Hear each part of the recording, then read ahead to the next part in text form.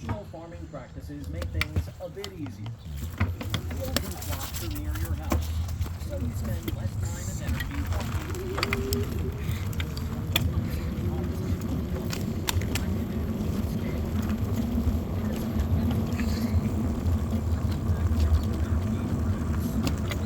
As a result, those who run energy sharing societies, the rate of energy production is 2,000 kcal per hour. In a modern industrialized society,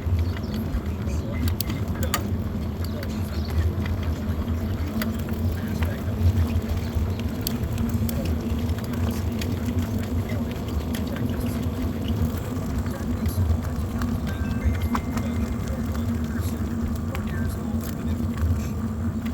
industrialized economies use money to exchange for various goods and services. In a such as manufacturing, should earn roughly enough wages to pay for an hour's production in another, like food production. Rather than measure food production directly, we can ask, how much food can a blue-collar worker buy with an hour's wages? In the United States in 1900, with industrialization already in stride, an hour of physical labor in a manufacturing job provided more than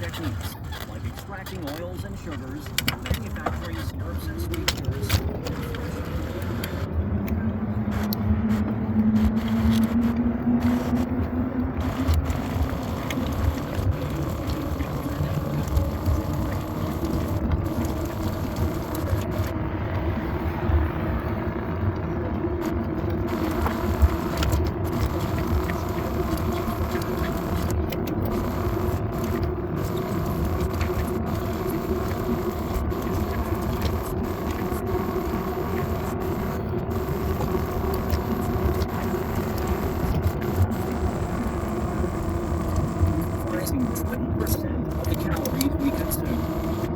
Oils are the next largest cost, accounting for 13% of our calories. In fact, processing has flipped the relationship between cost and energy content on its head.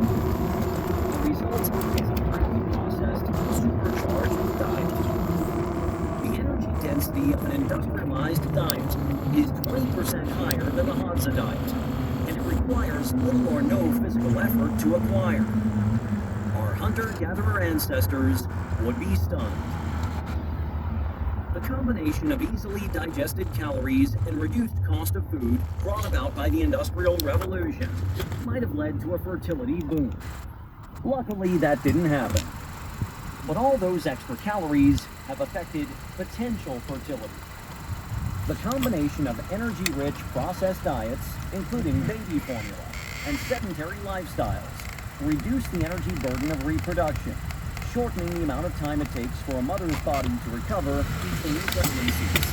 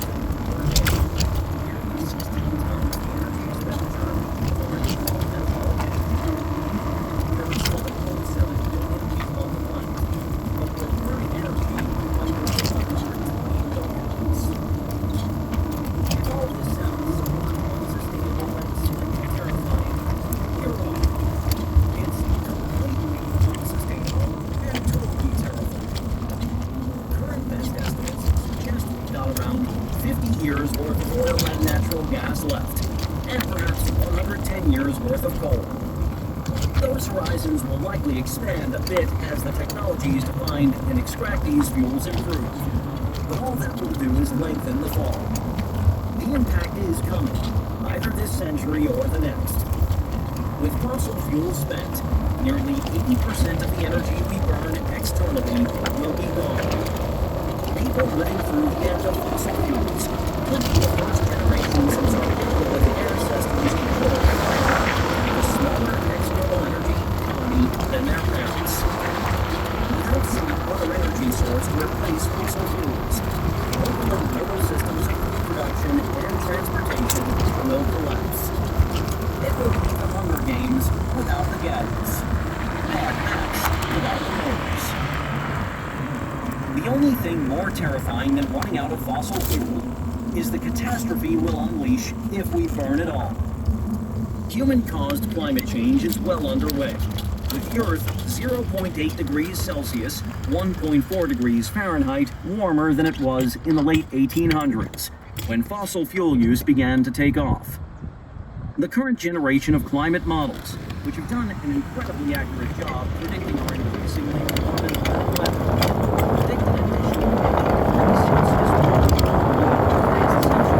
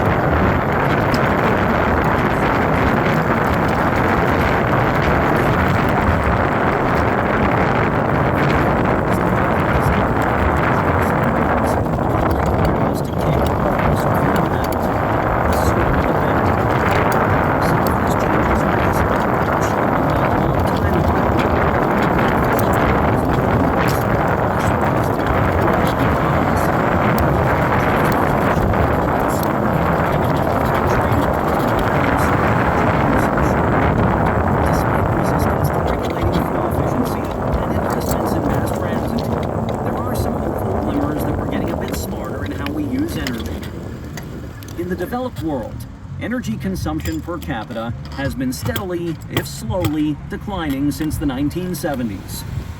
Energy consumption per capita in the United Kingdom is down nearly 30% since 2000. In the United States, it's down 30% since the peak of the late 1970s and down 15% since 2000.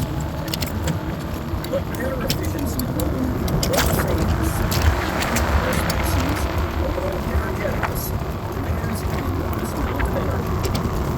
Culturally and biologically, we evolved to rely on our massive external energy supply to power every aspect of our daily lives.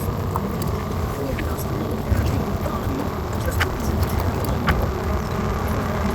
As we've already seen in the United States alone,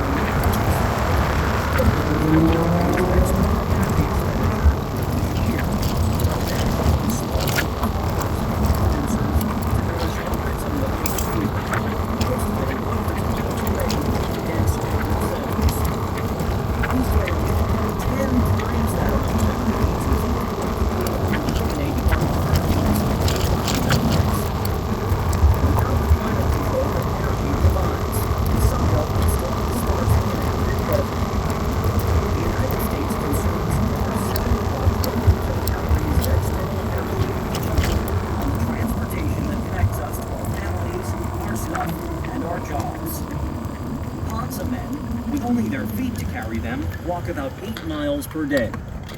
Work commutes in the United States and Europe average nearly 8 miles each way, and we can fly anywhere on the planet tomorrow for the price of a plane ticket. That same odds a man might carry 30 pounds of food home on a good day, at an energy cost of 10 kcal per mile. But diesel freight train can carry 30 pounds of goods anywhere on the continent for about 1 kcal per mile. Food, shelter, food. We are fully reliant on our modern external energy supply for both the industrial life world. It's easy to see where we need to go, even if it's hard to get there. If we want to continue on as global energetics, our choice like focus on more external energies without burning fossil fuels. Climate scientists agree that to get to zero carbon emissions globally by 2050 have a reasonable chance of avoiding catastrophe. So far, our species has figured out more ways to generate power at meaningful scale that don't emit greenhouse gases. Hydropower, wind turbines, solar power, and nuclear fission. Hydropower is essentially maxed out. We run out of big rivers to dam, and it causes massive ecological damage in any case. That leaves solar and wind, which currently combine to provide 2% of global energy, and nuclear, which generates 5%. We will need to greatly expand these capacities in some combination to take the place of fossil fuels. It's a big hill to climb. There are several plausible strategies to get us there. And there are hopeful examples to guide our way. France generates over 70% of its electricity and 45% of its total energy demand from nuclear and renewables, mostly nuclear. Expanding nuclear energy production, as I read from our long-term strategy, might seem scary, but it's worth noting that fossil fuels kill thousands more people per unit of power generation than nuclear power. Whatever solutions we settle on for this long journey, the important thing is to get started and keep moving. What we cannot do is assume that success is inevitable. The end of fossil fuels is coming soon, one way or the other. It will take concerted effort and political bravery to forge a new and sustainable external energy system. I'm worried that our species' recent history of unbridled progress and technological breakthrough makes us too complacent and blinds us to the lessons of deep time. As we see at sites like Democracy, Chapter 4, extinction is the norm. Our planet is a challenging and unpredictable place to live. Species and societies are repeatedly tested and usually fail. If we don't figure out a sustainable way to maintain our species' external energy supply, we will fail too. The Earth will swallow us up and move on, uncaring. Our bones and ruins frozen in the dirt. There's plenty of room on the ground. Building a better zoo. Even as we rush to preserve our species' lifeline of external energy, we must wrestle with the damage that it's doing to our bodies. Our industrialized energy economy makes modern life possible, but it also makes us sick. We've been engineering our world with an eye toward growth and comfort. We need to do a better job of shaping our environments to protect our internal mental engines. Without decisive action to change our food environment, we'll never turn the tide in the global obesity pandemic. As we discussed in chapters 5 and 6, weight gain is fundamentally a problem of energy imbalance, of eating more food calories than you burn. The lesson that Oz and others teach us is we can't do much to change the calories we burn. Daily energy expenditure is constrained, stuck within a narrow range that your body works hard to maintain. Obesity, then, is primarily a problem of overconsumption. And to fix that, we need to fix our food. We should all take responsibility for our diets. But overeating isn't simply a failure of willpower or discipline. It's much more insidious than that. Our brains regulate intake subconsciously, using ancient evolved systems to manage metabolic rate, hunger, and satiety. The energy we pour into producing and processing our food transforms it from a source of nourishment to something more akin to a drug. The higher highly processed, flavor-engineered foods that dominate our supermarket shelves and commercials easily overwhelm our brain's capacity to regulate energy balance. As Kevin Hall's work has shown, Chapter 6, diets dominated by processed foods lead to overeating and weight gain.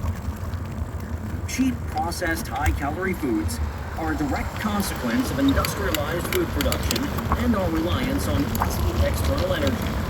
Figure 9.2 available in the bonus PDF. It's a stunning achievement, really.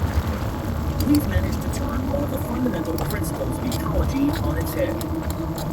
In nature, energy-rich foods like honey, prey, or fruit are always less abundant and harder to get than low-calorie foods like leaves. In a modern supermarket, it's just the opposite. Highly processed items like oils, sweeteners, and junk food pack more calories per ounce and cost less per calorie. A double chocolate Dunkin' Donut holds 350 kilocalories and costs 83 cents when you buy a dozen. That's 25 cents for every 100 kcal.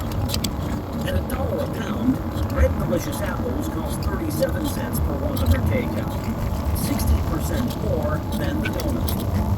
The apple is obviously better for you, and we know from Susan Holt's work on satiety, Chapter 6, that apples are more than twice as satiating as donuts. But come on, donuts are designed to be obscenely delicious. If you've got $1 in your pocket and you're feeling hungry, you buy a donut or a pound of apples. If we engineer these freakish foods into our lives, we should be able to engineer them out. No one, at least not me, wants to live at a world without donuts. We have to make the cost of food more reflective of its impact on our health. One approach is to increase the cost of unhealthy foods. Taxes on soda and other sugar-sweetened beverages often unpopular, but they seem to work, reducing the amount people consume. Extending those taxes to other highly processed foods might lower their intake as well, and in any case would provide a source of revenue for governments grappling with the ever-expanding health costs of our ever-expanding waste lines. We also need to make healthy, unprocessed foods cheaper and easier to find. In 2015, more than 39 million Americans with low incomes lived in food deserts, defined as areas where grocery stores are more than a half-mile walk if you're urban or a 10-mile drive if you're rural. Even if these folks can get to a supermarket, they face the perverse pricing of our industrialized food system. Processed foods are usually much cheaper per kilocalorie than fresh fruit and vegetables, meat and fish, and other unprocessed foods. Unsurprisingly, obesity and cardiometabolic disease disproportionately impact poor communities. We already manipulate the food and energy markets through billions of dollars in subsidies each year. If we were smarter about it, we would use those funds to ensure that healthy foods were cheaper and more plentiful. Since health trajectories are shaped during childhood, we should make school nutrition a priority, restricting access to junk food and increasing the proportion of whole foods on the menu. And we don't need to wait for regulations or societal shifts to make helpful changes in our personal food environments. As Stefan DNA and others have argued, doing little things to keep tempting high-calorie foods away from you could have a big impact. You can't mindlessly plow through a soda and a box of cookies if you don't have any in your house. The bowl of candies on your desk at the office doesn't need to be there, and it isn't helping anyone. Keeping processed, energy-rich foods out of arm's reach makes them harder to get, and can make you more mindful and discerning about when and how you decide to indulge. Modernization has also made us sedentary. Our evolution as hunter-gatherers left us with bodies that are built for action. Chapters 4 and 7. Like sharks, we need to keep moving to survive. But all the external energy we pour into food production and transportation has made physical effort optional in our industrialized environments. Over the past century, the percentage of the U.S. workforce employed in white-collar jobs, like lawyers, doctors, and administrators, has tripled, from roughly 25% in 1910 to 75% in 2000. Today, more than 13% of all jobs in the U.S. are classified as sedentary, and another 24% require only light work. Those percentages are higher among white-collar professions. In the not-so-distant past, our hunter-gatherer ancestors regularly racked up 15,000 steps or more over the course of a day. Now, for the first time in the evolution of our lineage, the average man or woman can make a living without ever leaving their chair. Externally powered transportation and mechanization make modern life work. No one is going to walk the 16 miles round trip to work each day or climb 30 flights of stairs to get to the office. Still, we need to engineer more physical activity into our daily lives. Exercise is great, and we need more of that too. But we need to move beyond an exercise mindset, where our physical activity is structured into a few discrete hours each week. Sitting for hours on end is deadly, even if we spend our nights and weekends at the gym.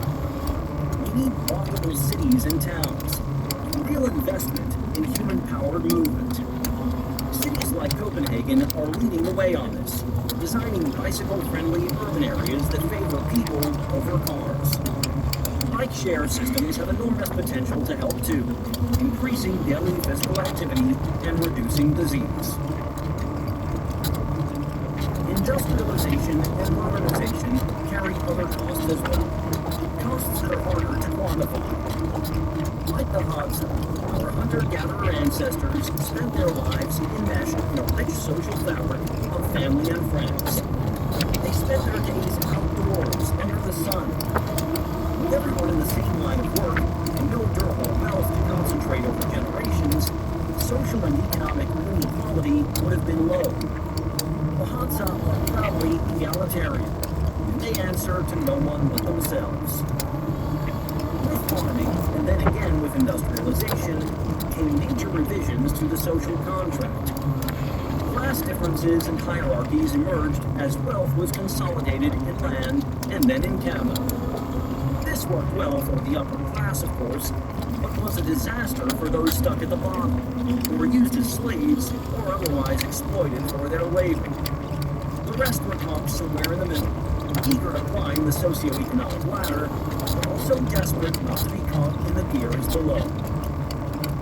The stresses that result from this socioeconomic arrangement, fears about money, to the aching feeling that we're being left behind, to the daily assaults on our dignity, are new for our species. We don't seem to handle them well. Living at the unhappy end of the socioeconomic spectrum makes us sick and shortens our lives. People living in poverty suffer from higher rates of obesity, diabetes, heart disease, and other cardiometabolic illnesses than the wealthy. And the effect is larger than anything we'd expect from diet and exercise differences alone. Likewise, people of color and other marginalized communities have worse health and shorter lives. If we're serious about changing our environments to improve our metabolic health, then we need to address socioeconomic disparities, not just diet and exercise. Unfortunately, industrialization has also diminished some of the tools that might help counteract the effects of stress. Daily physical activity is lower, for one thing. We're also less socially connected. Families are smaller and more dispersed. Loneliness has become so prevalent that it's now a recognized medical condition. Modernization also brought us indoors.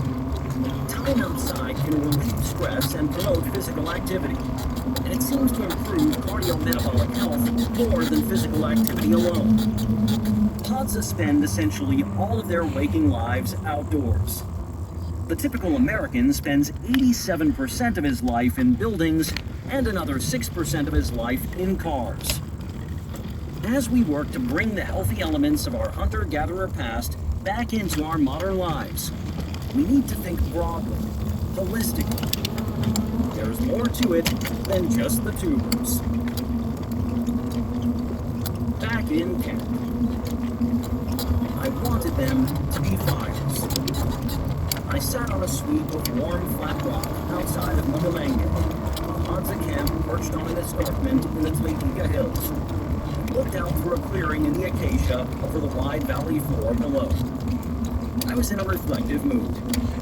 It was my first trip back to Hadzaland in a couple of years, and 10 years since the first days of the Hadza Energetics project. Moments before, the orange sun had splashed its last against the cliffs on the far side of the wide valley and sank beneath the western horizon. As the world lost its color and started to go dark, I saw something in the flat distance below that I had never witnessed before in a Hadza camp. Lights. I counted 5 of them, scattered like misplaced stars, spread far apart in the distance a few miles off. They probably weren't Hadza. The sweeping expanse below was more popular with the Datoga pastoralists who grazed their cattle and goats on the dry scrub.